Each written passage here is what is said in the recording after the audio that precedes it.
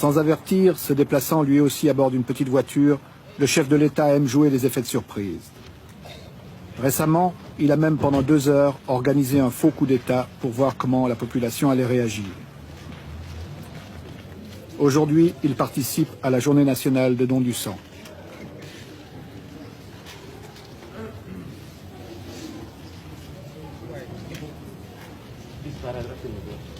Faut pas tout enlever, hein. Non, président. Camarade président, non. On va enlever ce qu'il faudrait. Voilà, c'est symbolique. Ouais, lui, il est plus gros que moi. C'est à dégager. On va me gâter celui-là. Voilà. Camarade, ça va éclater, hein. C'est trop là, c'est pas plein.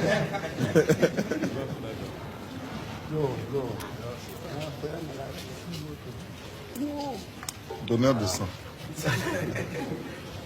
Nous allons vous garder. D'accord, vous remplirez. D'accord. Ça se passe bien là, il y a beaucoup de gens qui viennent. Souvent on entend dire la banque de sang qui manque de sang, vous êtes en faillite. Alors, c'est quoi? Une banque en faillite. Vous essayez d'aller au-devant de la TPR, vous avez détourné ou quoi? Mais c'est-à-dire que si tout le monde consentait. Merci. Bonne journée. Camarade Et bon président, courage. je vous souhaite une bonne journée. Merci. Au revoir. Bon allez. Au revoir. Bonne journée. Vous ne soyez plus en faillite. Hein. La patrie ou la mort? La patrie ou la mort? Une décision du capitaine a surpris. C'est celle de fermer les boîtes de nuit, les nightclubs qui se multipliaient dans les 2 grandes villes du pays. Certains considèrent que cette mesure était totalement inutile. Je dois vous dire d'abord que j'ai pris ces mesures à mon corps défendant. Moi-même, je suis musicien. Bien. Mais, voilà, nous avons voulu heurter notre petite bourgeoisie de plein fouet. À un moment où, euphoriquement, elle était engagée et considérait que la révolution n'était que faite. C'est-à-dire, nous avons voulu lui montrer que il y a des sacrifices que nous devrons consentir dans la révolution. Des sacrifices sur nos privilèges, nos facilités, nos goûts, etc. Et nous avons choisi les nightclubs. Nous les avons choisis parce que aussi, ces nightclubs, comme vous le savez, sont les repères de la bourgeoisie, le gratin, qui y va pour s'adonner à ses plaisirs et qui réussit justement à éliminer les autres par la discrimination monétaire. La bouteille de Coca-Cola que l'on y vend est à un prix si exorbitant qu'il représente parfois le gain mensuel d'un paysan quand ce n'est pas le gain semestriel de certains paysans en Volta. Une seule bouteille de Coca-Cola. Bien. Et puis aussi, ce sont des lieux de dépravation.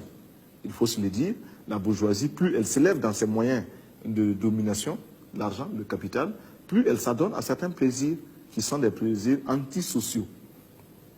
En supprimant les nightclubs, nous avons dit, nous ne voulons plus de cela.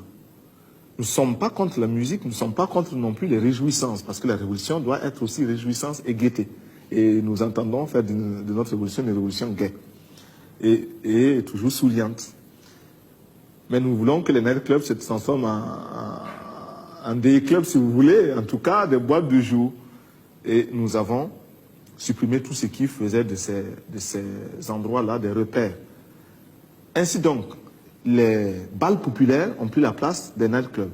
Les bals populaires, c'est une grande piste de danse, un orchestre, des boissons vendues à un prix vraiment démocratique, 50 francs CFA la bouteille de Coca-Cola, alors que dans un nightclub, elle coûte 1500 francs quand ce n'est pas 2000 francs, c'est-à-dire, voyez-vous, un prix qui volontairement écarte le peuple.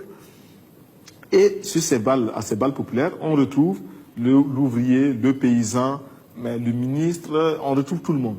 Le patron, on se côtoie. Vous y allez vous-même? J'y vais. J'y vais en tant que musicien, pas en tant que danseur.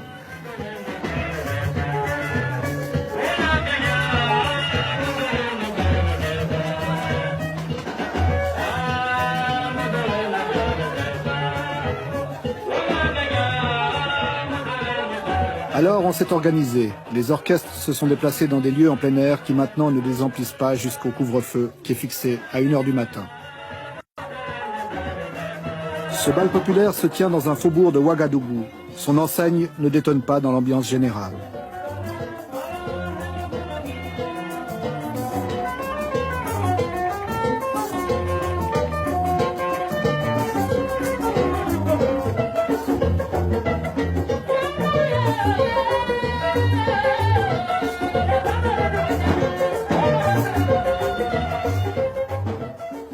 De nombreux jeunes y viennent danser, en particulier des femmes. Pour la plupart de celles-ci, comme dans beaucoup d'autres pays africains, la vie n'est pas facile.